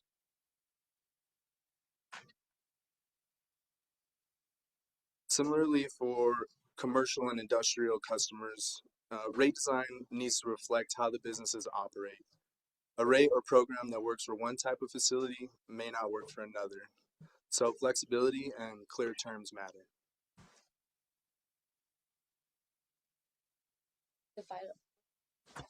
The final demand saving element that we will cover are virtual power plants. So there are a few definitions of virtual power plants out in the world, and so we want to specify what we mean when we're talking about them today for clarity's sake. A virtual power plant aggregates customer-owned and distributed resources, such as solar, batteries, thermostats, water heaters, and electric vehicle chargers. And when amassed, these aggregated small technologies function much like a traditional power plant. The Demand Savings Working Group discussed virtual power plants and how they might be implemented in October of 2025.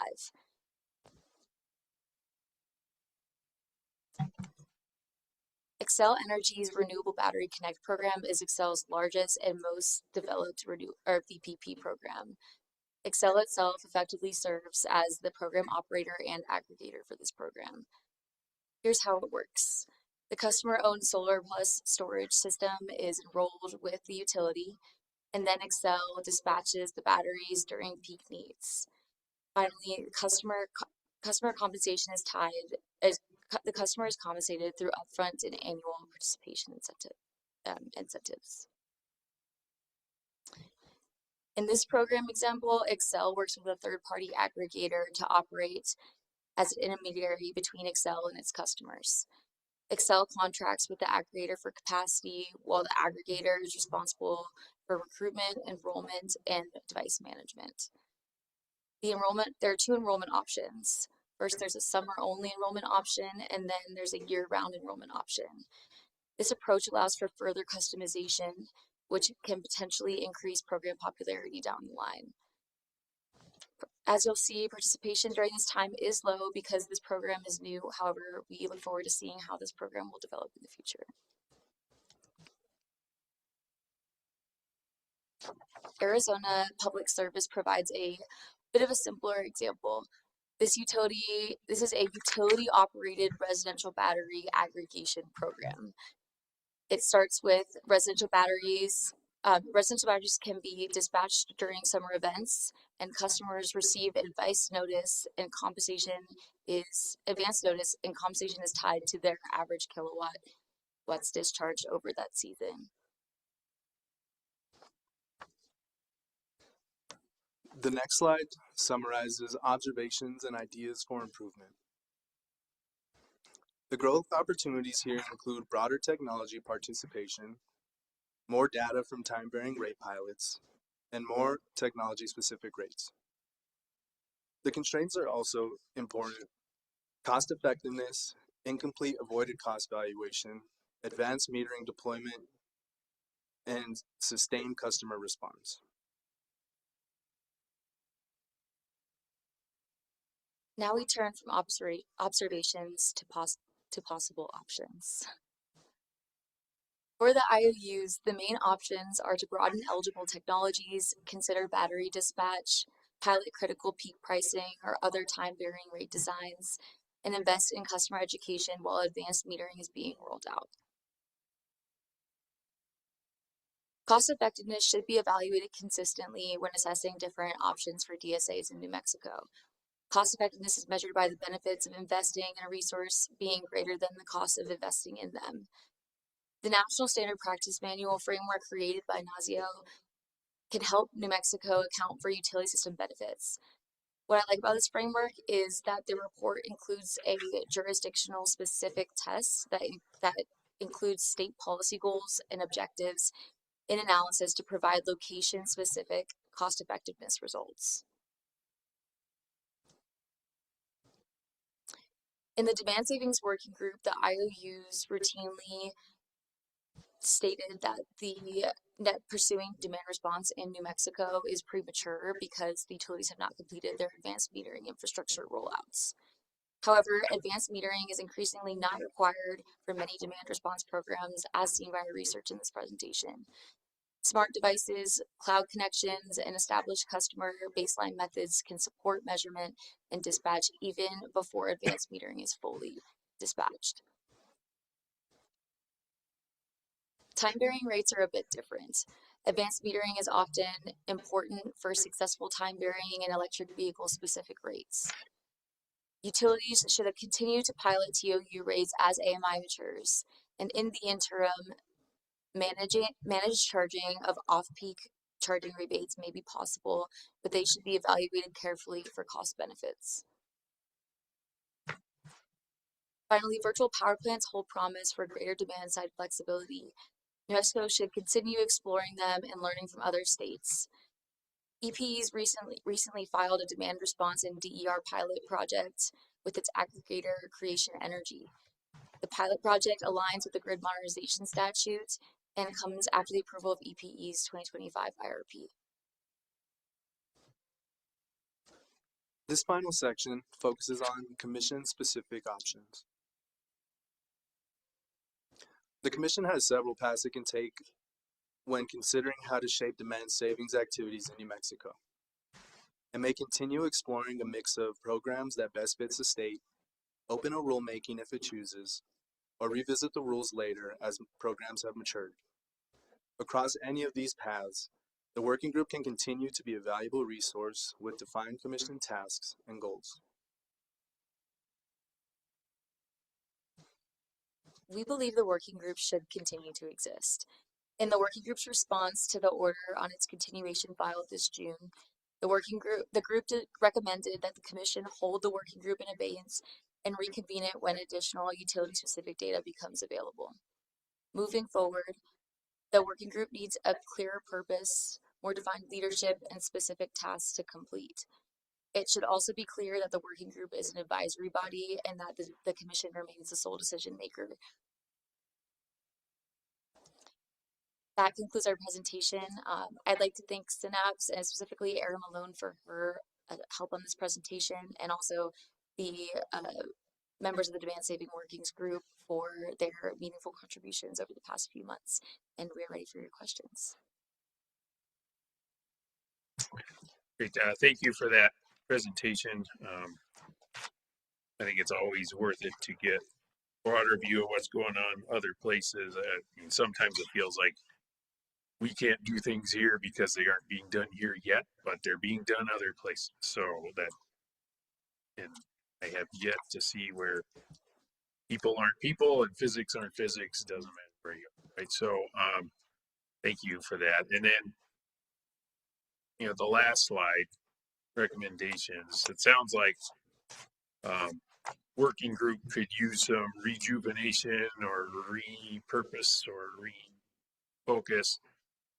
Is there a process where somebody's going to propose something, or should the commission take that on themselves? Or what do you think?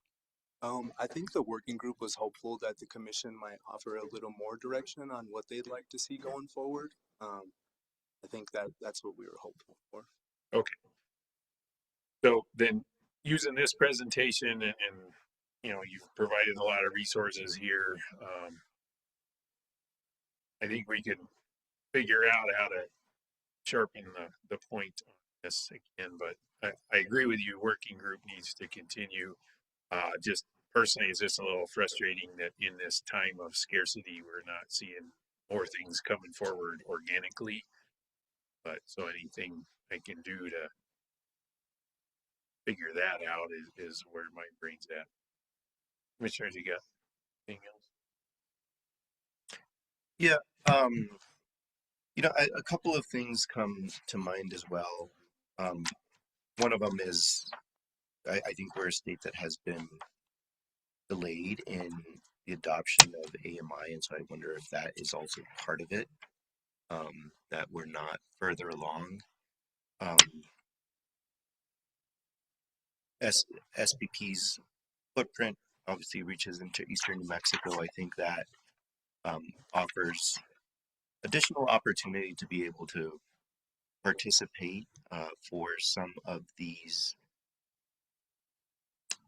resources, like, you know, including the VPPs, as the other two utilities we can begin to enter the day-ahead markets. I think that there's also more value there and opportunity for some of these programs to flourish.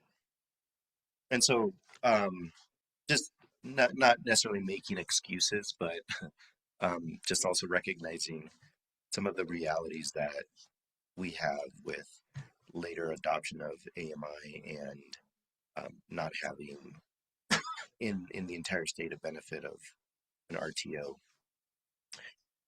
And so I did have one question, and this is on slide 31. This is regarding APS's residential battery program. Just trying to get more information about how this works. Feel free to say, I'll get back to you on that if you don't. So, but is it that the customers are able to use the battery how is it dispatched, I guess, and when it's not needed for this program?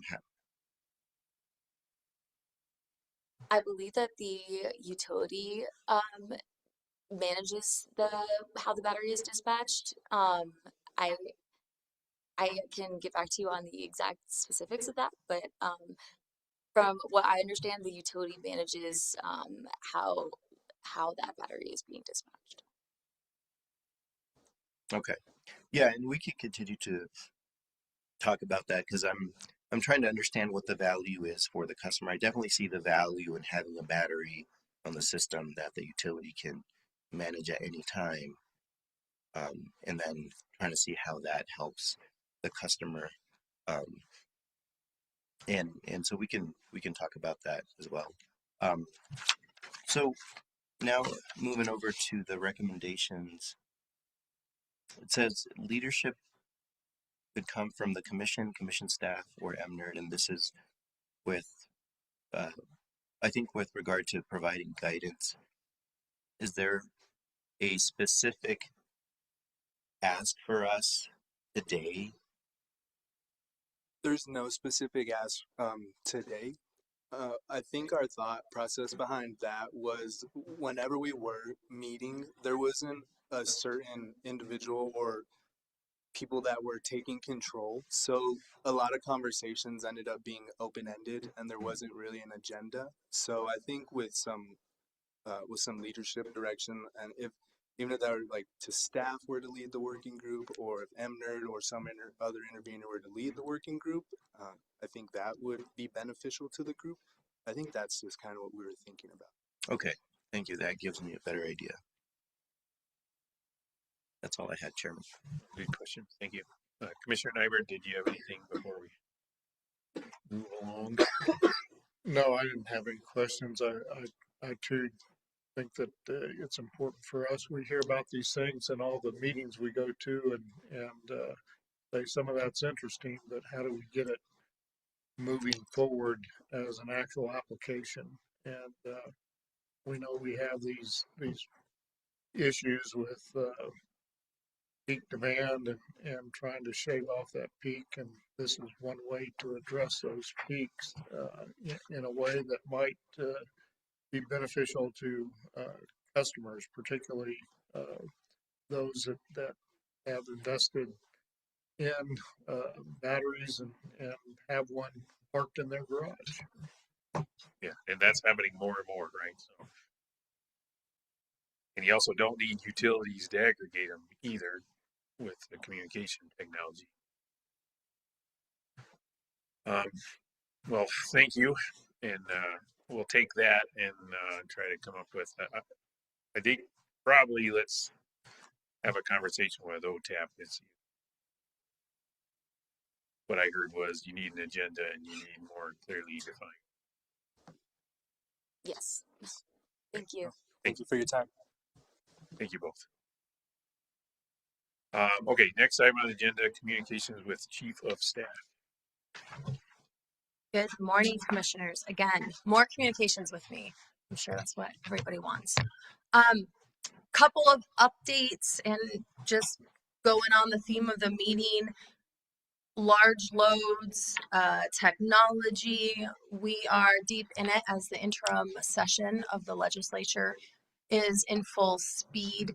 Orland, Whitney, Jerry, and I went down to Roswell on Monday to participate in the subcommittee water and natural resource subcommittee, excuse me. Orland really did an excellent presentation on battery energy storage and long duration batteries and the state of things.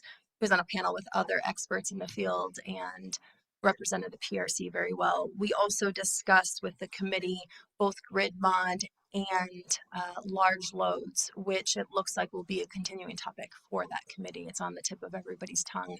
So those conversations are happening around the state. Also, just a quick reminder that the nominating committee for the PRC nominating committee will kick off on Tuesday afternoon in this room. It's the first of a regular cadence every 2 years. The committee meets to select candidates to send to the governor for appointment to this committee or to this commission. It's nothing out of the ordinary, but it is kicking off again. So I want people to be aware of that. And with that, I'm happy to stand for questions.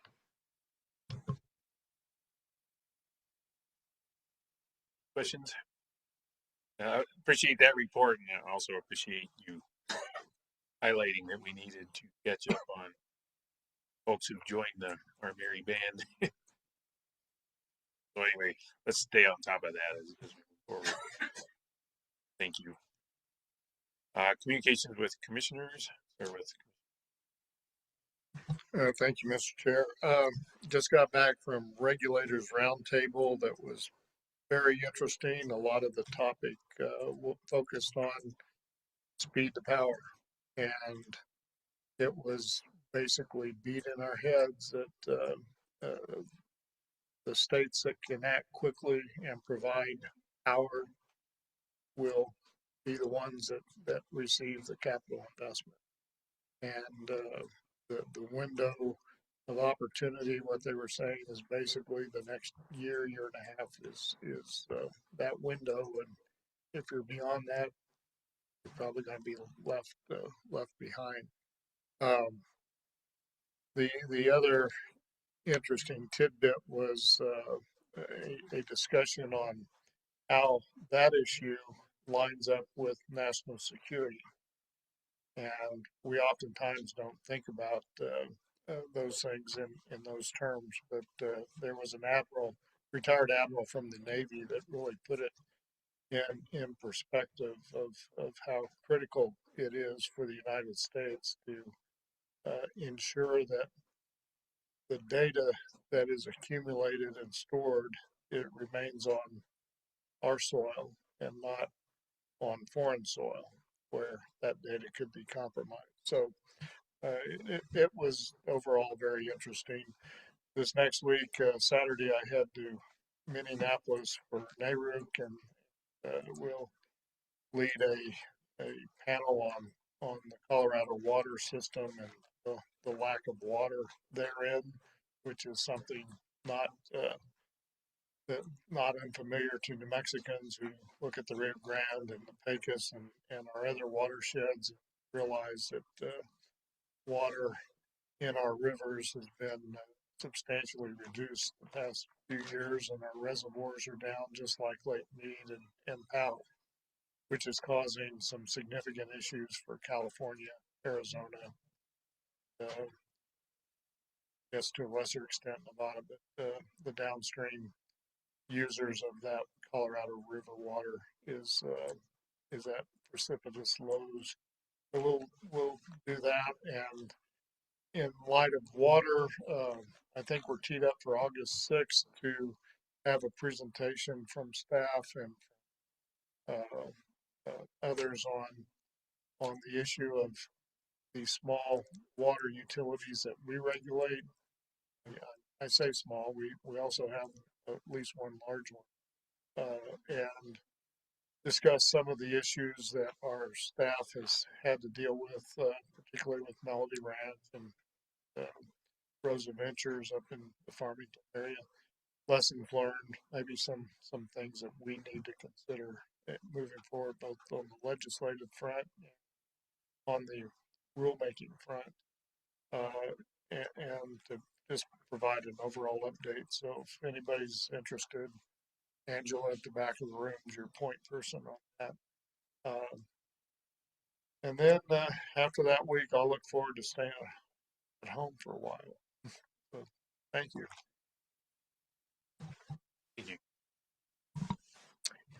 Well, I have one trip coming up at the end of the month, and that's to attend the SEAMS workshop that CAISO is hosting in Seattle, and just preparing for that meeting and having some help from Mr. Andrew Nelson to prepare for that meeting. So if you have any points that you would like me to make, please send those to me or to Andrew, and we can work on fitting that in.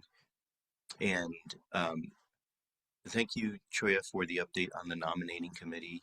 Just so there are no surprises when there are, you don't have to wait to see the applications. I do intend to seek renomination and avail myself of that privilege. And I really mean that because the structure that the legislature has come up with to appoint commissioners to this commission is honestly beautiful. The opportunity for us to take another look and make sure that we have the right people making these important decisions is special. So I really appreciate that, and I look forward to reapplying. And so wanted to let you all know that, and also the public, so there are no surprises there. That's all I have. Well, great. Thank you. Don't think I can top that. I mean, just your first point, the struggle continues on regional market development. I've got been stirring a few pots in terms of as these markets have evolved, make sure that regulators have a seat at the table. So there'll be a meeting tomorrow of that, and going to continue your work on that for that.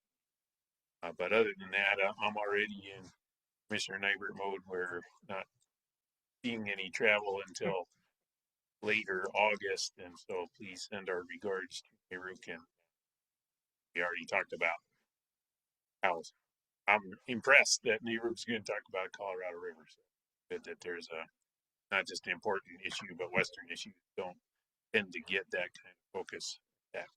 So that's great that you're doing that, and Godspeed to you and your. With that,